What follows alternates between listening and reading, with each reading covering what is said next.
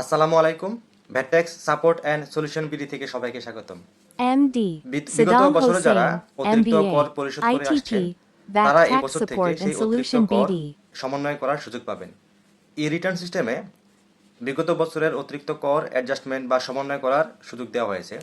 তো সিস্টেমটি না জানার কারণে অনেকেই সেটা সমন্বয় করতে পারছেন না।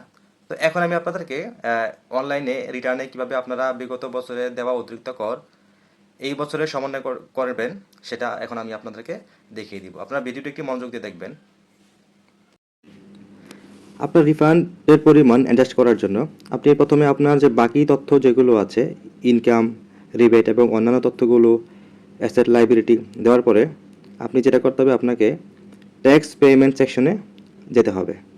তো ওখানে যাওয়ার পর আপনারা আপডেট ট্যাক্স পেমেন্ট ইনফোতে ক্লিক করবেন। আপডেট ট্যাক্স ইনফোতে ক্লিক করার পরে বাম দিকে অনেকগুলো অপশন আসবে। ওখান থেকে আপনি অ্যাডজাস্টমেন্ট অফ ট্যাক্স রিফান্ডে ক্লিক করবেন।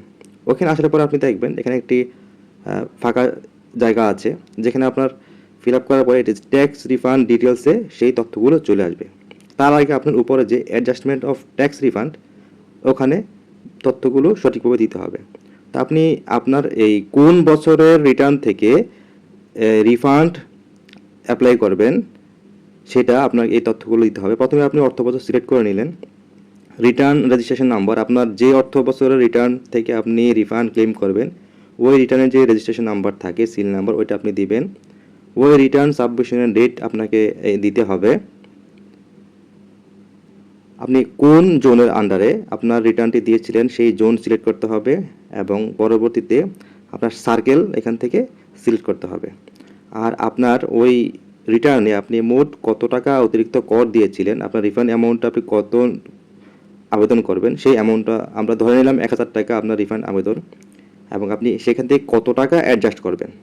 তো আমরা এখানে ধরে নিলাম আপনি যে আপনার 1000 টাকা রিফান্ড অ্যামাউন্ট, আপনি সেই 1000 টাকাই আপনি আপনার অ্যাডজাস্টমেন্টের জন্য ক্লেম করবেন। তারপর আপনি এখানে সেভ বাটনে ক্লিক করলে আপনার ট্যাক্স রিফান্ড ডিটেলসে আপনার সম্পূর্ণ তথ্যটা চলে আসবে।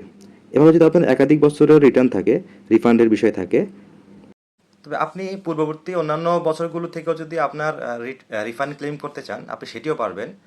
তবে এই ক্ষেত্রে অবশ্যই আপনার পূর্ববর্তী বছরের রিটার্নগুলো অনলাইনে সাবমিট করা থাকতে হবে।